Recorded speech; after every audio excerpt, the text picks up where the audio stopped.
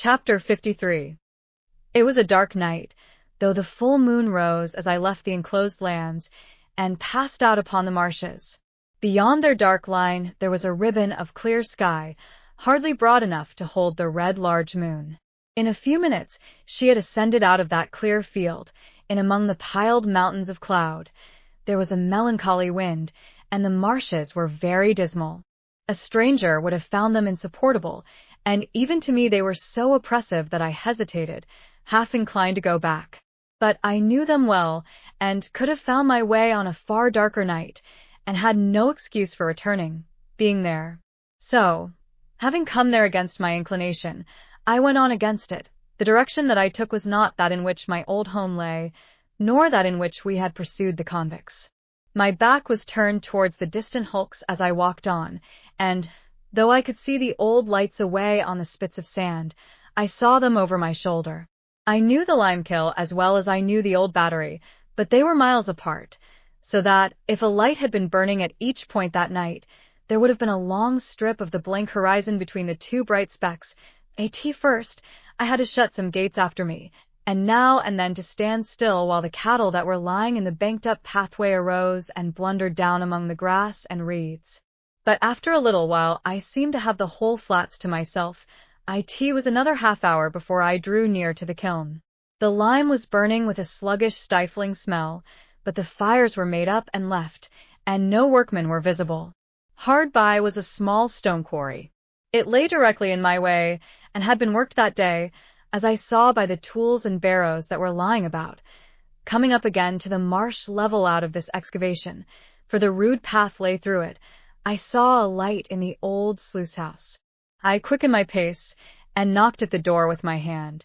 Waiting for some reply, I looked about me, noticing how the sluice was abandoned and broken, and how the house, of wood with a tiled roof, would not be proof against the weather much longer, if it were so even now, and how the mud and ooze were coated with lime, and how the choking vapor of the kiln crept in a ghostly way towards me. Still there was no answer, and I knocked again. No answer still, and I tried the latch. It rose under my hand, and the door yielded. Looking in, I saw a lighted candle on a table, a bench, and a mattress on a truckle bedstead. As there was a loft above, I called, "Is there anyone here?" But no voice answered. Then I looked at my watch, and, finding that it was past 9, called again, "Is there anyone here?" There being still no answer, I went out at the door, irresolute what to do. It was beginning to rain fast. Seeing nothing save what I had seen already, I turned back into the house, and stood just within the shelter of the doorway, looking out into the night. While I was considering that someone must have been there lately, and must soon be coming back, or the candle would not be burning, it came into my head to look if the wick were long. I turned round to do so, and had taken up the candle in my hand, when it was extinguished by some violent shock, and the next thing I comprehended was that I had been caught in a strong running noose, thrown over my head from behind. "Now," said a suppressed voice with an oath, "I've got you." "What is this?" I cried, struggling. "Who is it? Help, help, help." Not only were my arms pulled close to my sides, but the pressure on my bad arm caused me exquisite pain. Sometimes a strong man's hand, sometimes a strong man's breast, was set against my mouth to deaden my cries, and with a hot breath always close to me, I struggled ineffectually in the dark, while I was fastened tight to the wall. "And now," said the suppressed voice with another oath, "call out again, and I'll make short work of you." Faint and sick with the pain of my injured arm, bewildered by the surprise, and yet conscious how easily this threat could be put in execution, I desisted, and tried to ease my arm were it ever so little. But it was bound too tight for that. I felt as if, having been burnt before, it were now being boiled. The sudden exclusion of the night, and the substitution of black darkness in its place, warned me that the man had closed a shutter. After groping about for a little, he found the flint and steel he wanted, and began to strike a light. I strained my sight upon the sparks that fell among the tinder, and upon which he breathed and breathed, match in hand, but I could only see his lips and the blue point of the match, even those but fitfully. The tinder was damp, no wonder there, and one after another the sparks died out. The man was in no hurry, and struck again with the flint and steel. As the sparks fell thick and bright about him, I could see his hands and touches of his face, and could make out that he was seated and bending over the table, but nothing more. Presently I saw his blue lips again, breathing on the tinder, and then a flare of light flashed up and showed me Orlick, whom I had looked for, I don't know. I had not looked for him. Seeing him, I felt that I was in a dangerous strait indeed, and I kept my eyes upon him. He lighted the candle from the flaring match with great deliberation, and dropped the match and trotted out. Then he put the candle away from him on the table so that he could see me, and sat with his arms folded on the table and looked at me. I made out that I was fastened to a stout perpendicular ladder a few inches from the wall, a fixture there, the means of ascent to the loft above. "Now," said he, when we had surveyed one another for some time, "I've got you. Unbind me. Let me go." "Ah," he returned, "I'll let you go. I'll let you go to the moon. I'll let you go to the stars. All in good time. Why have you lured me here? Don't you know," said he, with a deadly look, "why have you set upon me in the dark? Because I mean to do it all myself. One keeps a secret better than two. Oh, you enemy. His enjoyment of the spectacle I furnished, as he sat with his arms folded on the table, shaking his head at me and hugging himself, had a malignity in it that made me tremble. As I watched him in silence, he put his hand into the corner at his side and took up a gun with a brass-bound stock. "Do you know this?" said he, making as if he would take aim at me. "Do you know where you saw it afore? Speak, Wolf." "Yes," I answered. "You cost me that place. You did. Speak. What else could I do? You did that, and that would be enough, without more. How dared you to come betwixt me and a young woman I liked? When did I? When didn't you? It was you as always give old Orlick a bad name to her. You gave it to yourself. You gained it for yourself. I could have done you no harm, if you had done yourself none. You're a liar, and you'll take any pains and spend any money to drive me out of this country, will you?" said he, repeating my words to Biddy in the last interview I had with her. "Now, I'll tell you a piece of information. It was never so well worth your while to get me out of this country as it is tonight. Ah, if it was all your money 20 times told, to the last brass farden." As he shook his heavy hand at me, with his mouth snarling like a tiger's, I felt that it was true. "What are you going to do to me?" "I'm going," said he, bringing his fist down upon the table with a heavy blow, and rising as the blow fell to give it greater force. "I'm going to have your life." He leaned forward staring at me, slowly unclenched his hand and drew it across his mouth as if his mouth watered for me, and sat down again. "You was always in old Orlick's way since ever you was a child. You goes out of his way this present night. He'll have no more on you. You're dead." I felt that I had come to the brink of my grave. For a moment I looked wildly round my trap for any chance of escape, but there was none. "More than that," said he, folding his arms on the table again, "I won't have a rag of you. I won't have a bone of you left on earth. I'll put your body in the kiln. I'd carry 2 such to it, on my shoulders, and let people suppose what they may of you. They shall never know nothing." My mind, with inconceivable rapidity, followed out all the consequences of such a death. Estella's father would believe I had deserted him, would be taken, would die accusing me. Even Herbert would doubt me, when he compared the letter I had left for him with the fact that I had called at Miss Havisham's gate for only a moment. Joe and Biddy would never know how sorry I had been that night. None would ever know what I had suffered, how true I had meant to be, what an agony I had passed through. The death close before me was terrible, but far more terrible than death was the dread of being misremembered after death.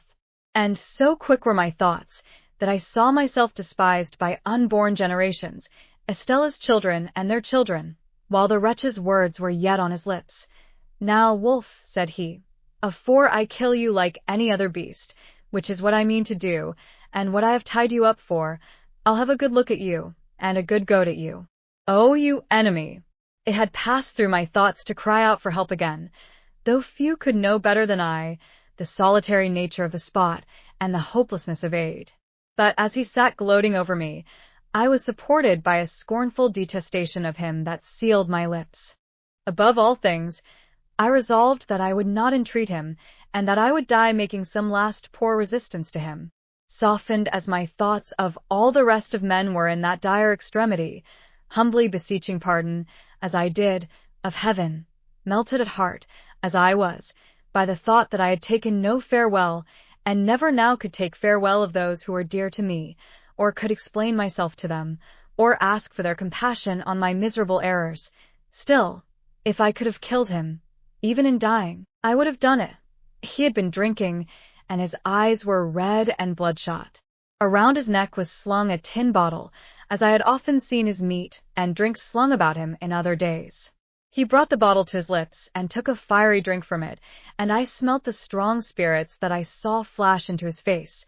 "Wolf," said he, folding his arms again, "old Orlick's going to tell you something. It was you as did for your shrew sister." Again my mind, with its former inconceivable rapidity, had exhausted the whole subject of the attack upon my sister, her illness, and her death, before his slow and hesitating speech had formed these words. "It was you, villain," said I. "I tell you it was your doing. I tell you it was done through you," he retorted, catching up the gun and making a blow with the stock at the vacant air between us. "I come upon her from behind, as I come upon you tonight. I give it her. I left her for dead, and if there had been a lime kill, as nigh her as there is now nigh you, she shouldn't have come to life again. But it warn't old Orlick as did it. It was you. You was favored, and he was bullied and beat. Old Orlick bullied and beat, Now you pays for it. You done it. Now you pays for it." He drank again, and became more ferocious. I saw by his tilting of the bottle that there was no great quantity left in it. I distinctly understood that he was working himself up with its contents to make an end of me. I knew that every drop it held was a drop of my life. I knew that when I was changed into a part of the vapor that had crept towards me but a little while before, like my own warning ghost, he would do as he had done in my sister's case, make all haste to the town, and be seen slouching about there drinking at the alehouses.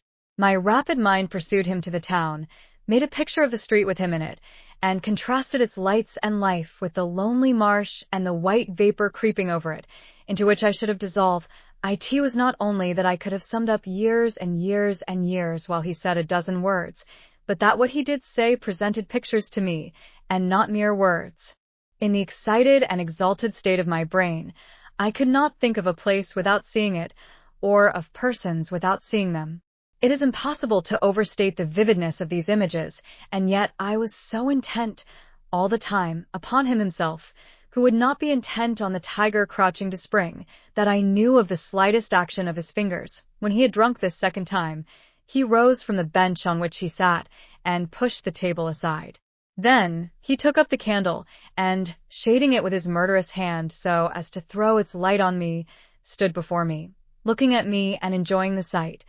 "Wolf, I'll tell you something more.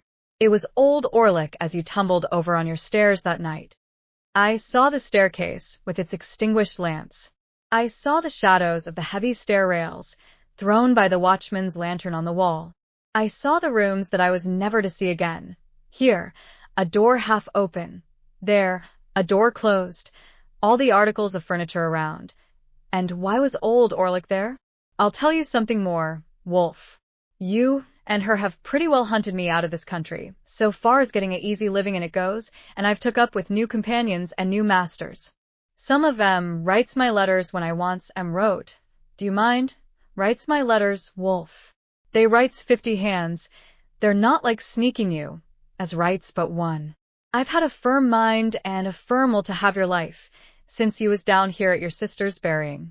I ha'n't seen a way to get you safe, and I've looked arter you to know your ins and outs. For, says old Orlick to himself, somehow or another I'll have him. What? When I looks for you, I finds your Uncle Provis, Mill Pond Bank and Chinks Basin, and the old green copper rope walk, all so clear and plain.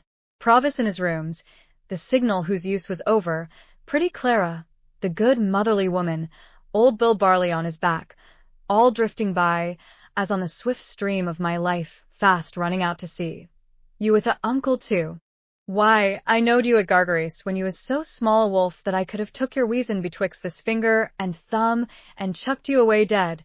as I'd thoughts o' doing, odd times, when I see you loitering amongst the pollards on a Sunday, and you hadn't found no uncles then. No, not you. But when old Orlick come for to hear that your Uncle Provis had most like wore the leg iron what old Orlick had picked up, filed asunder, on these meshes ever so many year ago, and what he kept by him till he dropped your sister with it, like a bullock, as he means to drop you, hey? When he come for to hear that, hey? In his savage taunting, he flared the candle so close at me that I turned my face aside to save it from the flame. Ah, he cried, laughing, after doing it again, the burnt child dreads the fire. Old Orlick knowed you was burnt. Old Orlick knowed you was smuggling your Uncle Provis away. Old Orlick's a match for you, and knowed you'd come tonight. Now I'll tell you something more, Wolf, and this ends it.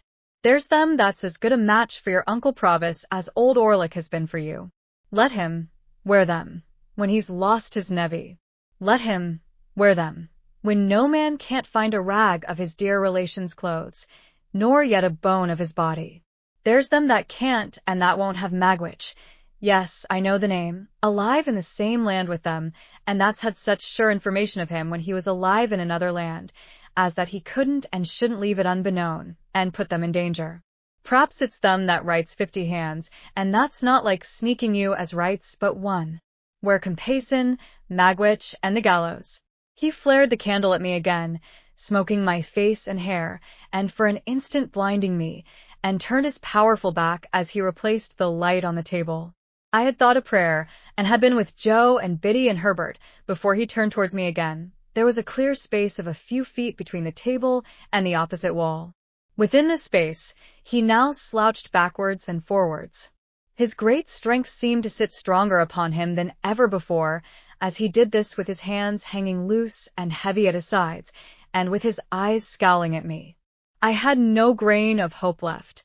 Wild as my inward hurry was, and wonderful the force of the pictures that rushed by me instead of thoughts, I could yet clearly understand that, unless he had resolved that I was within a few moments of surely perishing out of all human knowledge, he would never have told me what he had told of a sudden.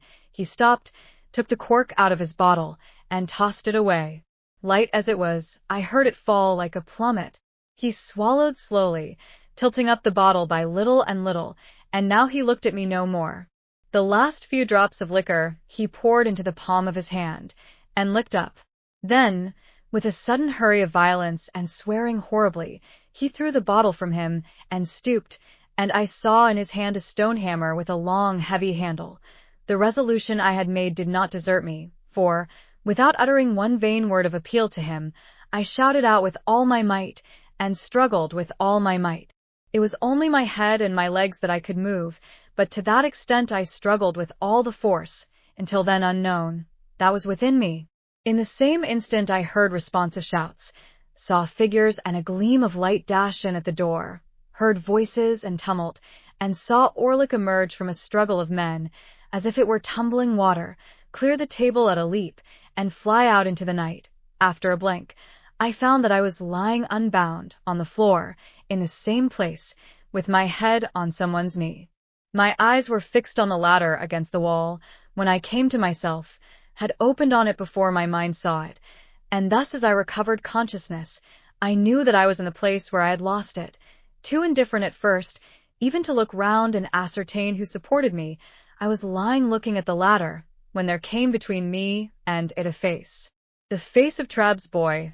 I think he's all right, said Trabb's boy, in a sober voice. But ain't he just pale, though? At these words, the face of him who supported me looked over into mine, and I saw my supporter to be Herbert. Great heaven! Softly, said Herbert. Gently handle. Don't be too eager. And our old comrade, Startop. I cried, as he too bent over me. Remember what he's going to assist us in, said Herbert, and be calm. The illusion made me spring up, though I dropped again from the pain in my arm. The time has not gone by, Herbert, has it? What night is tonight? How long have I been here? For I had a strange and strong misgiving that I had been lying there a long time, a day and a night, 2 days and nights. More. The time has not gone by. It is still Monday night. Thank God. And you have all tomorrow, Tuesday, to rest in, said Herbert. But you can't help groaning, my dear Handel. What hurt have you got? Can you stand? Yes, yes, said I. I can walk. I have no hurt but in this throbbing arm. They laid it bare, and did what they could. It was violently swollen and inflamed, and I could scarcely endure to have it touched. But they tore up their handkerchiefs to make fresh bandages, and carefully replaced it in the sling until we could get to the town and obtain some cooling lotion to put upon it. In a little while we had shut the door of the dark and empty sluice house, and were passing through the quarry on our way back. Trabb's boy, Trabb's overgrown young man now, went before us with a lantern, which was the light I had seen come in at the door. But the moon was a good 2 hours higher than when I had last seen the sky, and the night, though rainy, was much lighter. The white vapor of the kiln was passing from us as we went by, and as I had thought a prayer before, I thought a thanksgiving now, entreating Herbert to tell me how he had come to my rescue, which at first he had flatly refused to do, but had insisted on my remaining quiet. I learnt that I had in my hurry dropped the letter, open, in our chambers, where he, coming home to bring with him Startop, whom he had met in the street on his way to me, found it very soon after I was gone. Its tone made him uneasy, and the more so because of the inconsistency between it and the hasty letter I had left for him. His uneasiness increasing instead of subsiding, after a quarter of an hour's consideration, he set off for the coach office with Startop, who volunteered his company, to make inquiry when the next coach went down. Finding that the afternoon coach was gone, and finding that his uneasiness grew into positive alarm as obstacles came in his way, he resolved to follow in a post-chaise. So he and Startop arrived at the Blue Boar, fully expecting there to find me, or tidings of me, but, finding neither, went on to Miss Havisham's, where they lost me. Hereupon they went back to the hotel, doubtless at about the time when I was hearing the popular local version of my own story, to refresh themselves and to get someone to guide them out upon the marshes. Among the loungers under the Boar's archway happened to be Trabb's boy, true to his ancient habit of happening to be everywhere where he had no business, and Trabb's boy had seen me passing from Miss Havisham's in the direction of my dining place. Thus Trabb's boy became their guide, and with him they went out to the sluice house, though by the town way to the marshes, which I had avoided.